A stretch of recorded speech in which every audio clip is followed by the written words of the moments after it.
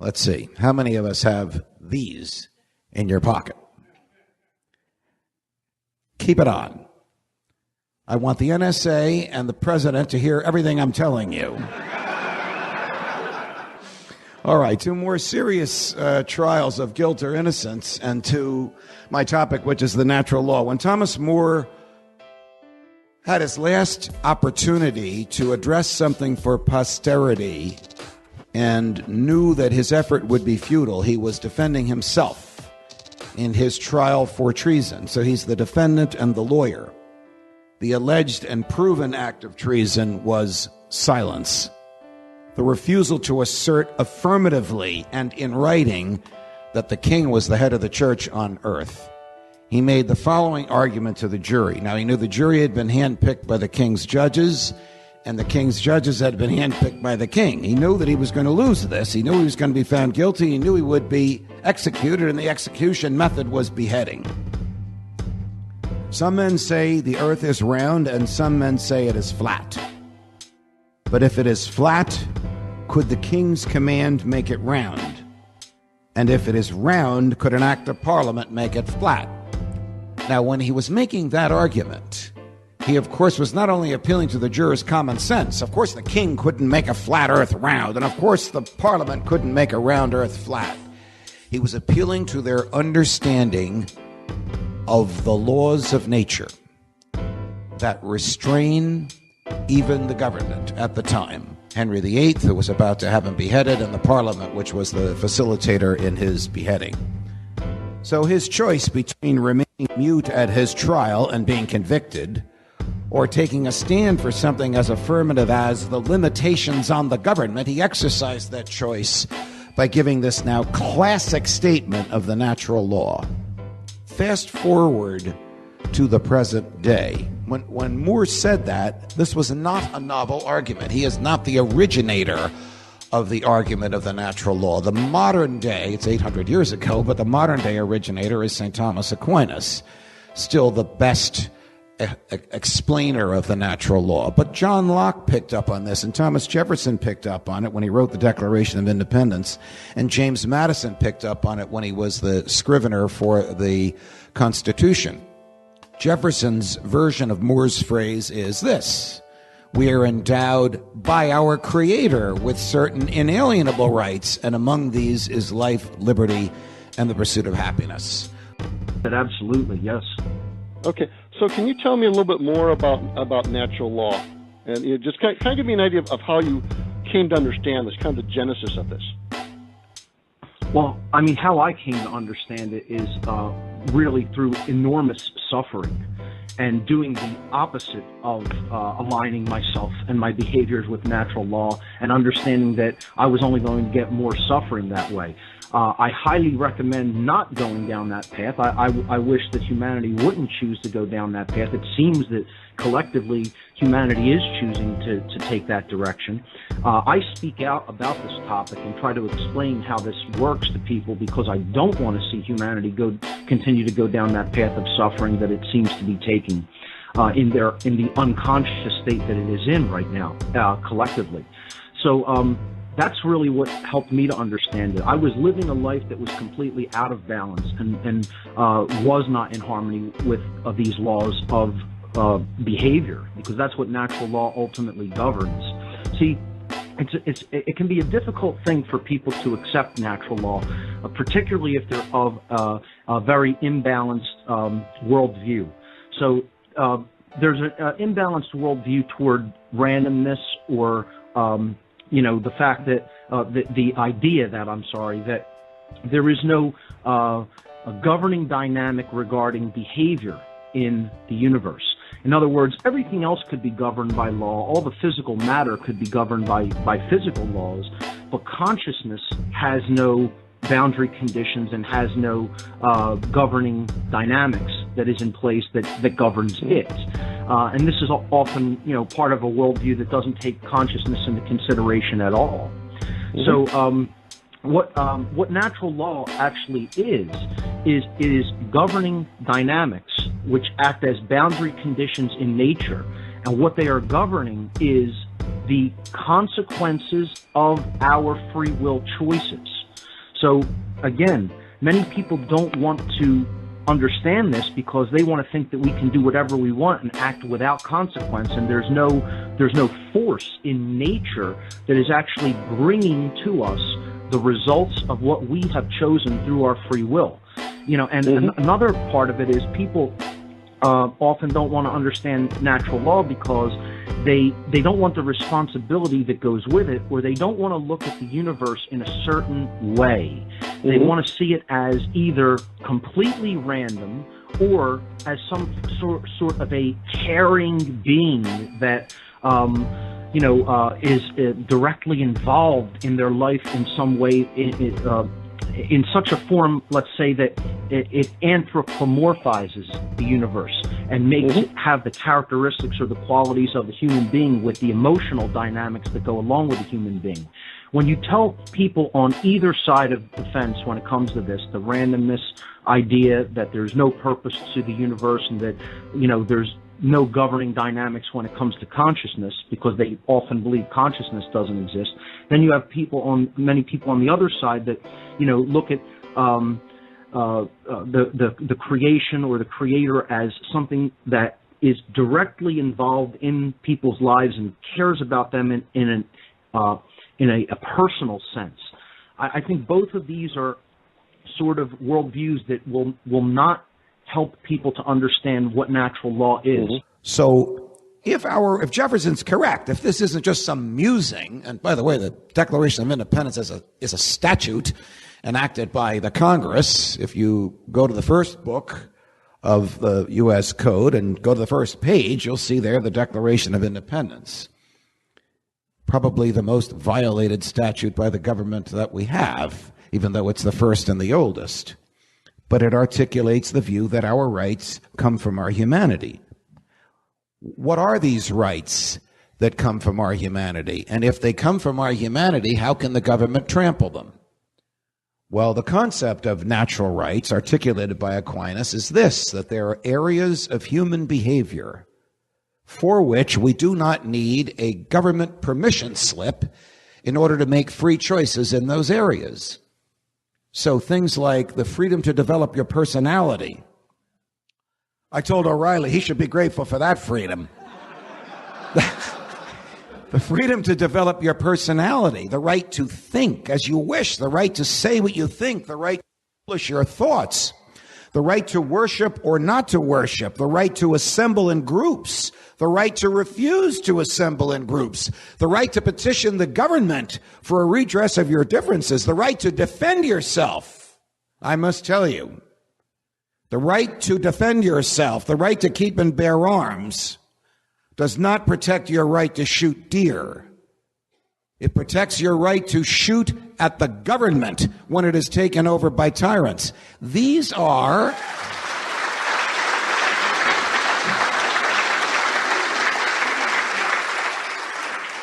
the quintessential American right. I'm going down the Bill of Rights. The quintessential American right. The right to be left alone.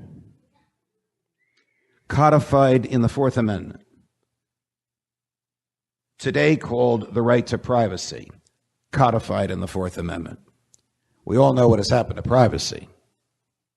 Let's see. How many of us have these in your pocket? Keep it on. I want the NSA and the president to hear everything I'm telling you.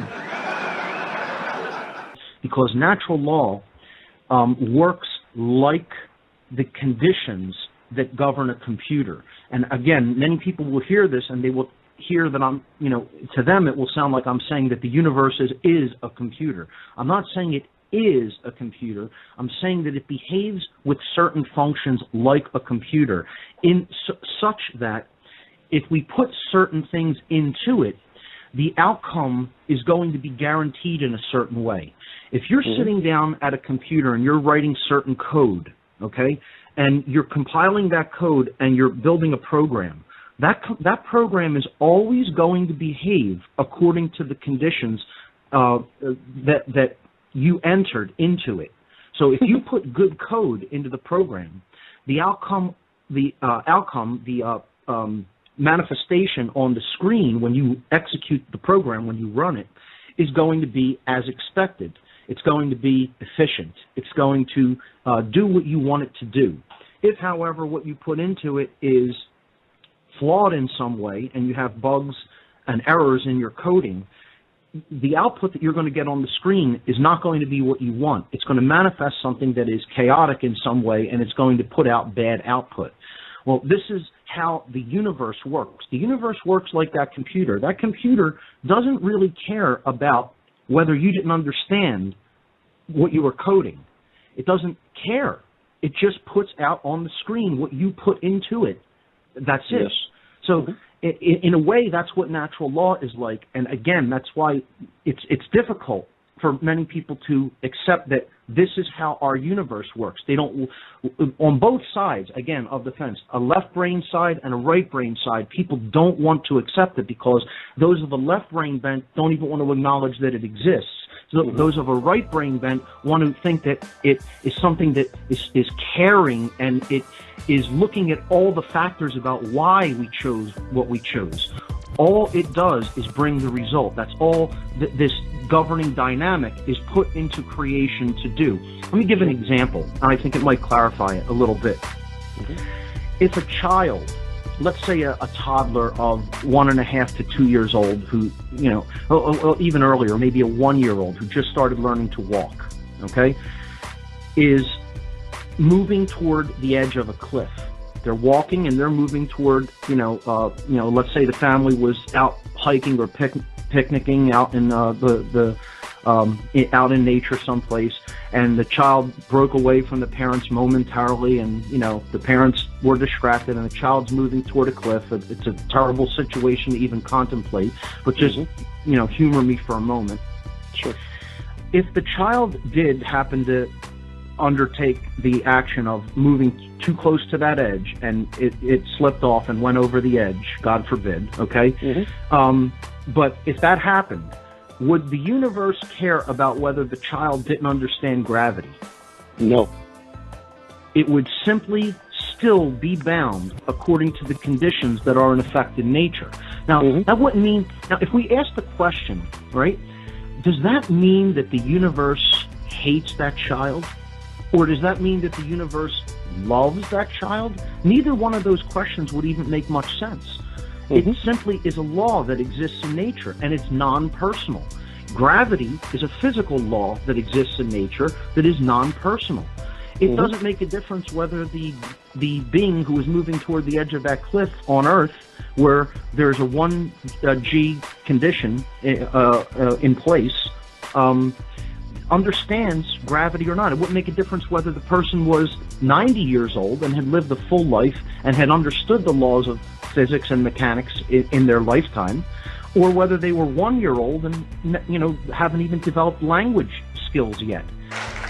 I started by saying keep it on. Here's the sad thing. It doesn't have to be on for them to listen to us. When I used to say this about BlackBerries and iPhones a couple of years ago, people would say, oh, there he goes again. He's off his meds. He's hanging out with Lou Rockwell too much. But today we all know this is true. Today we know that our popularly elected government has such profound disregard for our natural rights that it tramples them to extremes beyond which even George Orwell could have imagined in 1984. Without getting into the NSA, another topic for another time. If Aquinas was right, and if Jefferson was right, and these rights come from our humanity and not from the government, things like thought and speech and privacy and travel, how can the government trample them? Well, the theory of our government is that we have surrendered some of our rights to the government so that the government will protect the rights that we have not surrendered. That's the idea of the government derives its powers from the consent of the governed. Does anyone in this room know anyone now living who consented to the government? Well, the answer is no. It's inconceivable that anybody still living was around when the Constitution was enacted and consented to it. So right off the bat, the idea that the government derives its powers from the consent of the governed is like government itself, a fiction. The fiction is that we have consented to the surrender of our rights. The reality is that our rights have been stolen from us because the government monopolizes force. It's a sad and terrible reality, but it is reality. In theory, when the Constitution was enacted, and there's a typo in the Constitution, I get in trouble for saying this, the third word is wrong. It says, we the people. Of course, the Constitution was not enacted by the people, it was enacted by the states. So that was never corrected. Nevertheless, whatever was surrendered to the federal government was limited to 16 discrete, unique, separate, stated, articulated powers in the Constitution. And then the Ninth Amendment says, just because we've listed a bunch of rights in the first 8 doesn't mean that others. There are many others. It would be impossible for us to list them all. And the 10th Amendment says, just because we've given some power to the federal government, we the states, doesn't mean that we kept the rest of it for ourselves. We have. That's the concept of limited government. The government must stop when it wants to touch our natural rights. And the list of natural rights, whatever you think our natural rights are, give me the list. I'll add 30 or 40 to them. Because these are the things we all yearn as human beings to do, free from interference by the government. If they belong to us as human beings, like my fingers belong to me, then they cannot be taken away by majority vote. They cannot be taken away by legislation. They cannot be taken away by the command of the executive. They can only be taken away if I give them up myself. You know, it's not, our efforts are not enough. That's the thing that I want to convey to the people in this room and listening who do understand my work. The effort has to be advanced and stepped up. We need to become teachers of this information to everyone within earshot of our voices, or humanity is going to go down the path I'm going to talk about, which is going to be very, very, very ugly. Natural law is a set of universal, inherent, objective, non-man-made, eternal, and immutable conditions which govern the consequences of behaviors of beings with the capacity for understanding the difference between harmful and non-harmful behavior. That means it applies to intelligent beings who have a developed brain and nervous system like we do, okay? It doesn't apply to lesser beings, to the animal kingdom. They're not going to sit there and reason. We have the capacity for reason. They're instinctual creatures. They have emotions as well. But we have higher thought functions. That's why natural law applies to us. The behavioral laws of creation apply to humans and more advanced beings, because we have the capacity for understanding morality. A worldwide common sense understanding of true objective morality and the laws that govern behavioral consequence is the only true solution to the current human condition of slavery. For as long as humanity remains ignorant of the occulted knowledge of natural law, it will remain enslaved. And that is by law, by universal cosmic law. By no laws of man will remain enslaved. It will be enslaved by the laws of creation. For those who are not familiar with my work regarding natural law, I absolutely encourage everyone to watch my 3-part video series called Natural Law, the Real Law of Attraction and How to Apply It in Your Life. What natural law is all about is the objective difference between right behavior and wrong behavior. I always tell people that, we use the same word to communicate the idea of correct and moral. We use the word right to communicate those concepts. Correct means based in truth, and moral means that it is in harmony with natural law principles, because when you take a right action, the result of that action does not result in harm to other beings, to other sentient beings. Conversely, wrong behavior is both incorrect and immoral. Incorrect meaning it is not based in truth, and immoral meaning it is in opposition to natural law, because when we take wrong behaviors, someone is harmed as a result of that behavior, of that behavioral choice. The problem is, folks, most people still in the year 2018, sad as though it may be to say, cannot properly define a right. They cannot give you the definition of what a right behavior is. And that's why we're losing our rights. Because they do not understand that a right is an action that does not cause harm to another sentient being. And that is the definition, and it is as simple as that. I can give them up myself by robbing a bank. I rob a bank, I violate the natural rights of the depositors of the bank. I can then be prosecuted and have my freedom of movement taken away. So I have surrendered my natural rights when I gambled that I could get away with that loot from the bank. I could also sign a contract in which I give away some of my natural rights, and I've done that with my bosses at Fox. Theoretically, I'm supposed to say only what they want me to say. In return, they send me a check every week. You know, the checks keep coming, even though I obviously don't always say everything they want me to say. So you can voluntarily surrender your own natural rights for whatever good you choose to surrender them for.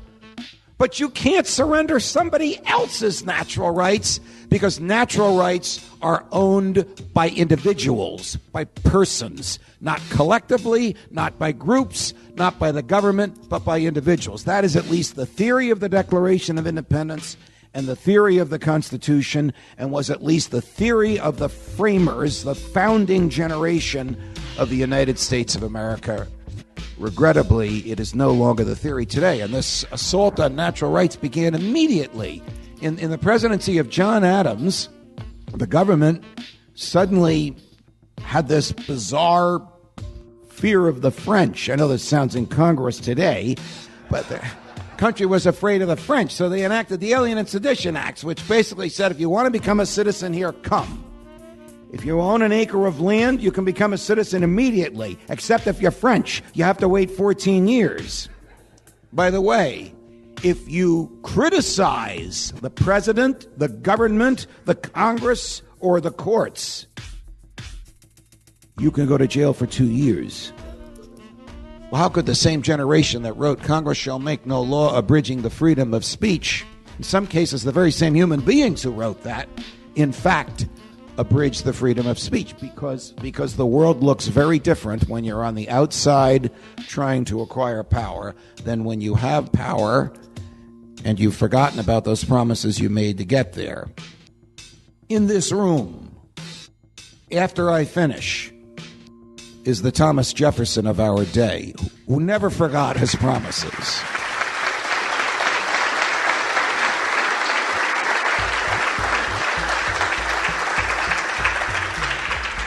Sadly, an exception, because today the government tramples natural rights. Today the government, to which none of us has consented, claims it has the authority by majority vote to assault those liberties that are a part of our humanity. You don't have to believe in a traditional true-line God, as I do, in order to accept this. You don't have to believe in any God in order to accept this. If you believe that humanity is the highest and best virtuous good on the planet, then you believe that humanity, each human being, is the source of his or her own rights. If you believe, as Jefferson and Aquinas and I, that we are creatures of an all-knowing, all-loving God who made us in his image and likeness, and as he is perfectly free, we are perfectly free, and our rights come directly from him, in either way, the rights are ours. The same result is going to happen, and it doesn't make a difference why the person was in the situation. It's a result that is invariable, because that's what a law is. A law is a binding condition that is inherent to creation, and it's also immutable, meaning that it can't be changed. It's always in effect. And it doesn't make a difference if one understands that it's in effect or not. It doesn't make a difference whether one likes the fact that it's in effect or not. It's in effect, and it has a binding effect upon one's circumstances. That's why it's called a law. That's why it's not called a suggestion or a preference or, a happenstance. Okay, it's a law, and we tend to accept, many of us, or most of us, I should say, tend to accept that there are physical laws in creation that are operating, that are immutable, that govern all the laws of, let's say, mechanics, dynamics, meaning motion, thermodynamics, energy, etc. These laws govern everything from the movement of the subatomic particles up to the movement of physical objects in our everyday life, up to the movement of planets and stars. And we accept that they're governed by immutable laws that we can learn, we can observe, we can discover them, observe them, and understand how they work, and even come up with models mathematically for how they function. And then we're in a better position to be able to predict what will happen in certain physical situations. That most people readily accept, But when it comes to us, when it comes to human beings and our choices that come from the mind, okay, that ultimately generate the reality that we're collectively experiencing here on the earth. Many people do not want to accept that those choices, those fundamental free will decisions that are made by mental processes by human beings are also governed by law. So in other words, I'm also not saying that we don't have free will. We do have free will to choose our behaviors. What I am saying is we don't have free will to choose our behaviors without consequence. There is always a consequence to the behaviors that we choose in life. And the consequential dynamic, okay, that is being brought to us by creation itself, the intelligent organizing principles that are inherent to creation, okay, that is consciousness. I'm saying that the universe is a conscious entity, and that force, you don't even have to look at it as an entity. I look at it as almost like an impersonal force, but of total intelligence. And it is the governing dynamic that is bringing to us the consequences of our free will decisions. So we have both free will, and then there is a deterministic component to creation. And that's what natural law is. It is that deterministic component that acts as the boundary conditions or the governing dynamic for free will. So in other words, there is a limit to free will. Okay, so people would say, well, then it's not free. Well, if you want to look at it like that, okay, but I don't look at it as the universe is punishing us or is putting us in a prison where we can't just do anything. The boundary conditions that I refer to as natural law are here to promote our best evolutionary development. They're not here to put us in a cage or a prison cell. They're here to guide us and to keep us on the right track so that we can actually go forward and evolve at the most efficient way. That's what natural law is. So I give the soundbite definition, or what you could call the working definition, that natural law is the universal, non-man-made, binding and immutable conditions that govern the consequences of behavior. It is a body of universal spiritual laws which act as the governing dynamics for consciousness. That's what natural law ultimately is. This is the new tactic. It's dissuading instead of actually trying to physically hold the information back from people. And that's where people are at when it comes to this knowledge of the occult and natural law. They don't really understand what either one of those things are. They have their own connotative ideas floating around in their mind about what occultism entails. And they have their own connotative definition about what natural law means, instead of really actually looking into either one of these topics They hear the word, and they hear what they've been told about what those words means, that the words or phrases, occulted knowledge or natural law, and they have this emotional reaction to it, and it says, well, I already know, somebody told me this is what this is about, and I already know, I don't need to understand that, or there's nothing to that, or that's bad and I shouldn't look into that. They don't actually really know what it is. They don't know what occult information or occulted knowledge is, and they don't know really what natural law is. Okay, so really, you could say that natural law has 10 overarching expressions or overarching dynamics that are part of it that are going to, we need to understand how they operate to understand these causal factors that are at work in our lives. So let me just lay out the 5 expressions, and then we could talk about the 10 aspects of them, the 5 positive and the 5 negative. There's the generative polarity.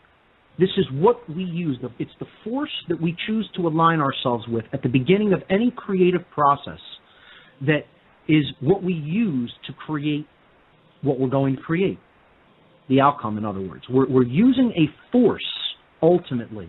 So there's a force. You could call this the generative force. That might even be a better word, but it's a polarized force, okay? Mm-hmm. There is polarity inherent in the universe. I mean, you know, for people to say, oh, there's no such thing as duality, okay, you could see that everything is just, you know, a manifestation of one aspect of a polarity or its absence. That's one way of reconciling a duality. But to say that the polarity doesn't exist at all in the physical domain is not true. For example, people will say, well, fear is an illusion. Yes, it is. But does it exist? Are people experiencing it? It exists in this dimension, in this reality. People are experiencing it. Okay? Yeah. Is that an illusion? It might ultimately be an illusion, but it exists here, in this illusion, that's right. Basically. Where you are at, it exists. It has an effect. It operates. So, again, we can't confuse the ultimate level of reality with the level that we are experiencing here in the now. Here and now. Okay? That's why people aren't creating what they want to create, because they're not being here and they're not being in the now. Right? Mm-hmm. Their mind is somewhere else, and their mind is sometime else. Okay? Instead of bringing it here now and actually learning about the requirements for doing something about what's going on in the here and now, and then actually doing that through an act of will. People don't want to hear that. They want to hear some portal is going to open any moment right next to, you know, right on your street where you're living. You're going to be able to walk through that and go into another world where all of this isn't happening. The whole idea of the rapture. Okay, it's just another variant of the rapture. We're going to ascend to another dimension of being, and all the consciousness, the individual units of consciousness that don't get what's really going on, they're going to remain here on the physical earth. Well, this is all New Age mumbo-jumbo, and it's all stuff that's all wishful thinking. It's just like, you know, well, put your head down and do everything that the master tells you to do, you know, in this reality, in this lifetime, and then you'll magically be gifted with a wonderful life in some hereafter, in some afterlife, okay, which is, you know, what the controllers told people in, you know, the ancient world to get them hooked onto these religious notions of, you know, a promise of an afterlife, and therefore they would accept their life of slavery and misery in this life, okay? We have to learn to be here now, be in the present moment, and look at what's going on where we are in this place, instead of concerning ourselves with other dimensions and other times, okay? I'm not saying none of that exists, but that's not where we're operating. We're operating on Earth at this moment. That's where we have to start from. So, you know, go back to what we were talking about. This is about polarity. Right? And polarity does exist here in this dimension where we're operating. So the first expression of natural law is what I call a generative polarity. So the word generative, it comes from the Latin genere. The verb genere in Latin means to create. So this, you could call this the creative polarity. The polarity that we use to create the outcome. Okay? So that's the first expression of natural law. The second expression I call, and again, we'll get into what the positive and negative aspects are in a moment, but the second expression is the initiating expression, or the initiatory expression, however you want to word it. You could just say how it starts, the starting expression, okay? When you choose one of the creative polarities to work with, something manifests almost right away, okay? You are going to go into a mode of consciousness based on what you've chosen with that creative polarity. So that's the starting condition. You know, you could say, here's how it starts out of the gates. That's how you want to look at the initiatory expression of natural law. So we have the creative polarity. That's the force that we work with. Then something happens when we start using that. That's the starting expression. A simple, easy term of putting it is the starting expression. Okay? Then we have, as the starting expression continues to work, we have the internalized expression. This is the thing that's going on within the human being, or I would say it's what ultimately gets created or generated within the individual unit of consciousness, the individual, the monad, again, okay? This is what happens inside of us, right? So that's the internal expression for natural law. Then, of course, if there's an internal expression, there's going to be an external expression. Okay? So that's what happens in the aggregate, meaning in the total. Okay? That's what happens in society, in any given society where there are individuals. Okay? So we have an internalized expression and then an externalized expression. All right? And then we have the ending manifestation, the ending expression. You could look at this as the opposite of the initiating expression. Okay? Something starts and then something ultimately gets made. All right? So this is going to be based on, this is the result that we create based on all the other things, all right, that we just went through. The creative polarity that we chose, the starting expression, the internal and external expressions, and then something gets manifested. So this is what I simply call the manifestation. You could call it the end expression, okay, or the result, either any way you want to look at it, okay? These are just terms that we apply to help understand the model better, all right? So this is the manifested result that we create based on the creative polarity that we chose. So let's look at each one of these dynamics. Again, I went through 5 dynamics, right? And they each have a positive expression and a negative expression. Or you could look at the positive and negative sides or poles in this model as, here's the things that we could do that will get us what we say we want, and here's the things that we could choose that will never get us the things that we say we want.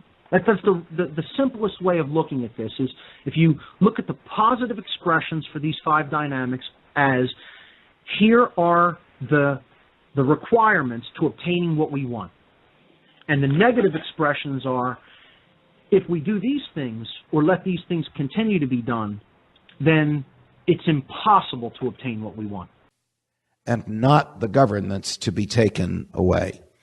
The Constitution was written to prevent the government from doing that, except when it does it by due process. Due process means if I rob the bank and they want to take away my freedom, they have to give me a jury trial and the full panoply of protections that come with it. The governor can't just arrest me, as the governor of New Jersey did, not me, he'd like to, 2 weeks ago with a nurse who got off the airplane at Newark Airport because she had been treating Ebola victims in Western Africa. Before she could get on another plane to Maine, they locked her up. They put her in a tent in a parking lot in downtown Newark. They gave her a bottle of water, a granola bar, and a porta potty.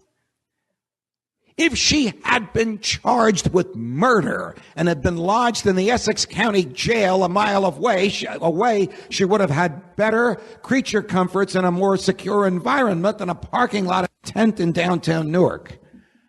And I made the argument that the governor of New Jersey has flipped natural rights. You see, natural rights, you can summarize them in 3 words.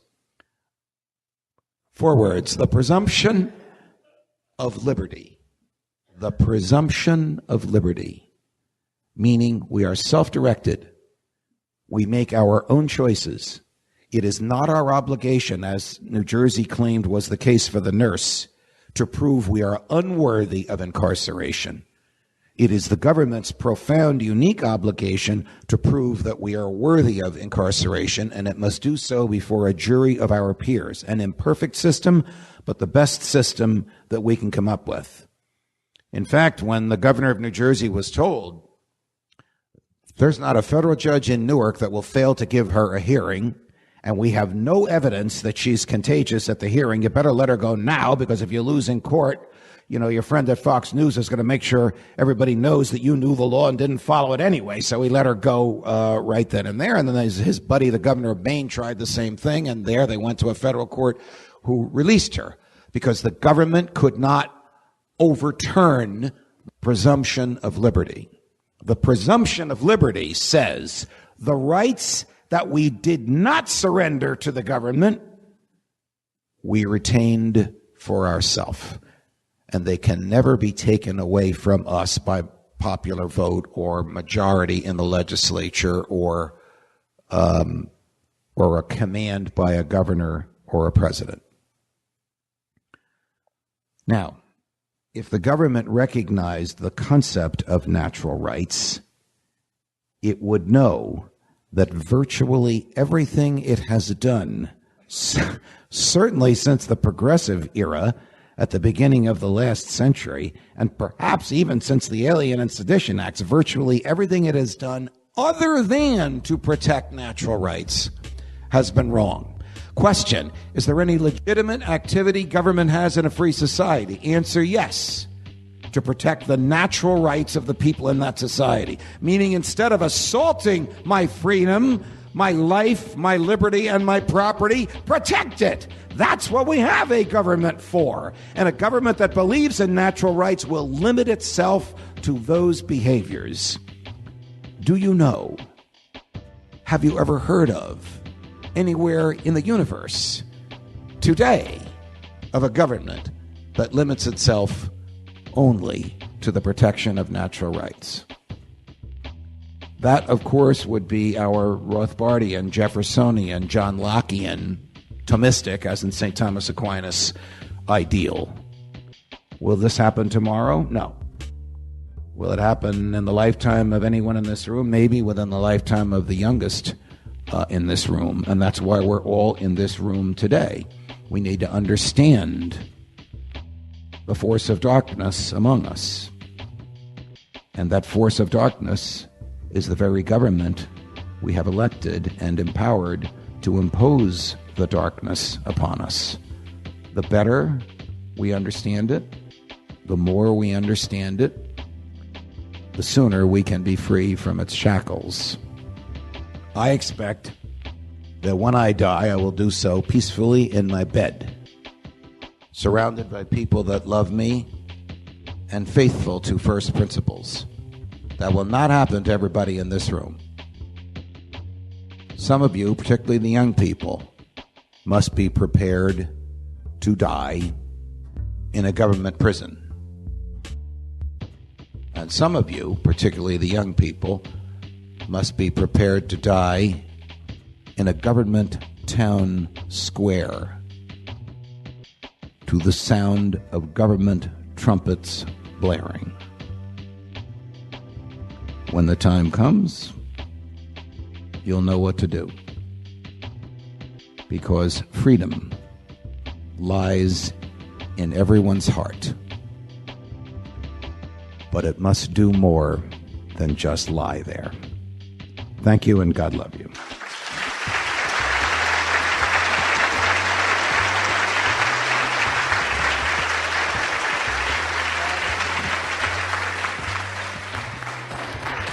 I've said in past presentations, sometimes I sit up at night and laugh at the ridiculousness of what I do. Really. I laugh at how ridiculous having to present basic information like this is. And yet the majority of human beings, it's falling on deaf ears. The following actions are examples of the initiation of aggression against others. which is what all wrongdoings are. These actions are violations against natural rights and therefore constitute violence. Murder, assault, rape, theft, trespass, and coercion. And you could think all you want about any wrongdoing that can possibly be committed. I've challenged many, many people to do this, and you will recognize every single wrongdoing that can be committed against another human being is a form of theft. There is only one wrong, theft, in one form or another, and there is only one law in the universe. Don't steal. That's it. Every wrongdoing comes down to an act of theft, provably. Murder is the taking without just cause of the life of another, which does not belong to you. Assault is the taking without just cause of another being's physical well-being, which does not belong to you. Rape is the taking of another's free will sexual consent, which does not belong to you. Theft is the taking of property, physical property, which does not belong to you. Trespass is the taking of the security of another person in their domain, in their dwelling place, which does not belong to you to take. Coercion is the taking of another being's free will, which does not belong to you to take. Every wrongdoing is a form of theft. There's no wrongdoing anyone can think of that is not a form of theft. Natural law versus man's law. Natural law is based upon principles and truth which are inherent to creation. Man's law is based upon dogmatic belief systems which are the constructs of a diseased mind. Natural law is only ever harmonized with due to knowledge and understanding, or not harmonized with due to ignorance. Man's law, on the other hand, is only complied with due to fear of punishment. Natural law is universal. It exists and applies anywhere in the universe, regardless of location. Man's law differs with location based upon the whim of the legislators who are making up these decrees and commands. And that is a form of moral relativism, the idea that we can decide what right and wrong are, that they are not objective and inherent to creation because they are based upon actions. Natural law is eternal and immutable. That means it exists and applies for as long as the universe exists, and it cannot ever be changed by any action that any being within the universe can do. Man's law, on the other hand, changes with time based upon the whim of legislators, which is also moral relativism. If a man-made law is in harmony with natural law, it follows logically that it is redundant, since it is stating a truth that is inherent, pre-existing, eternal, and self-evident, or it should be self-evident. Therefore, man's law is both irrelevant and unnecessary. If a man-made law is in opposition to natural law, it follows logically that it is both false, meaning it is incorrect, and it is immoral, meaning it is harmful. It results in harm to other beings. Or in other words, it's wrong. Therefore, man's law that is in opposition to natural law can never be legitimately binding upon anyone. Therefore, I say throw all of man's law out. We don't need it. We only need to understand and bring our behavior into compliance with natural law. That's it. And then we would experience a society based in freedom. Because as we engage in moral behavior, a society in the aggregate becomes more free. And as we engage in immoral behavior, a society in the aggregate becomes more enslaved. That is the natural law of freedom. There is a law that governs the freedom of a whole society. As morality increases, freedom increases. As morality declines, freedom declines. And there's only one real kind of anarchist, and that is the anarchist that understands all authority, all government is slavery, and the only solution is moral behavior under natural law. That's what an anarchist really is. The word anarchy comes from the Greek prefix an, meaning without, the absence of, and the Greek noun archon, meaning master or ruler. Anarchy does not mean without rules. It does not mean chaos. It does not mean disorder. It does not mean, quote unquote, lawlessness when it comes to moral law. It literally means without rulers, without masters, and archon, without masters, meaning no masters, no slaves. And if you say the phrase no masters, no slaves to the average person, and you say word association game, tell me the first word that comes to your mind when I say no masters, no slaves, they'll say freedom. But I just gave you the etymological meaning of a word from its root language, and the word literally means without masters. And yet people think it means chaos and lawlessness and disorder instead of what it really means, freedom. That is what the word anarchy actually means by its very definition. So we have to understand the solution is living in a society, in a state of existence where we don't have a master class and a slave class, a ruling class and a ruled class. All of us are already ruled by natural law, and we need to simply bring our behaviors into alignment with those laws by thinking, feeling, and doing what is right. So this is the continuing human condition, and the great work is to end that condition. That is what the great work is, and that's why so few people want any part of it, because it's not the lighthearted little party. It's the one great work